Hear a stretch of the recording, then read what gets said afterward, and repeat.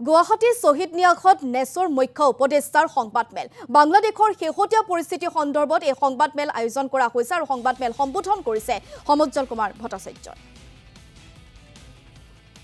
যে বাংলাদেশ পূৰ্বৰ পাকিস্তান পূব পাকিস্তান আৰু বৰ্তমানৰ বাংলাদেশত যেতিয়া এটা হিংসাত্মক ঘটনাৰ সৃষ্টি হয় যেতিয়াই তাত গৃহযুদ্ধৰ সৃষ্টি হয় যেতিয়াই এটা অশান্তিময় পৰিস্থিতিৰ সৃষ্টি হয় আটাইতকৈ ক্ষতিগ্ৰস্ত হয় উত্তৰ পূৰ্বাঞ্চলৰ সাতোখন ৰাজ্য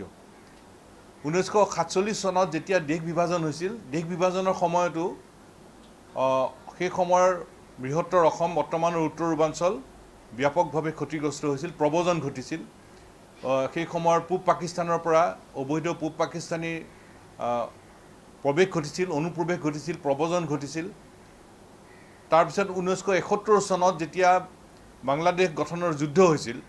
সেই সময়তো উত্তৰ পূৰ্বাঞ্চললৈ ব্যাপকভাৱে প্ৰব্ৰজন ঘটিছিল আৰু এই প্ৰব্ৰজনে উত্তৰ পূৰ্বাঞ্চলৰ খিলঞ্জীয়া মানুহৰ পৰিচয়ৰ প্ৰতি ভাবুকি আনিছিল এতিয়া এই কথা স্পষ্ট যে বৰ্তমানৰ বাংলাদেশ পূৰ্বৰ পূব পাকিস্তান বৰ্তমানৰ বাংলাদেশৰ পৰা হোৱা অবাধ অবৈধ প্ৰব্ৰজনৰ ফলত উত্তৰ পূৰ্বাঞ্চলৰ খিলঞ্জীয়া মানুহৰ পৰিচয়ৰ অস্তিত্বৰ প্ৰতি ভাবুকি মাতি আনিছে এই প্ৰব্ৰজন চলি আছে এই প্ৰব্ৰজনে ভাবুকি মাতি আনি আছেই এটা ত্ৰিপুৰাৰ কথা যদি পাতিবলগীয়া হয় ত্ৰিপুৰাত এতিয়া 47 লাখ তাত জনসংখ্যা তাত খিলঞ্জীয়া ত্ৰিপুৰী বাছি আছে মাত্ৰ 15 লাখ 30% মাত্ৰ খিলঞ্জীয়া মানুহ বাছি আছে আৰু ত্ৰিপুৰাৰ খিলঞ্জীয়া মানুহে এটা দ্বিতীয় শ্ৰেণীৰ নাগৰিক হিচাপে বসবাস কৰিবলগীয়া হৈছে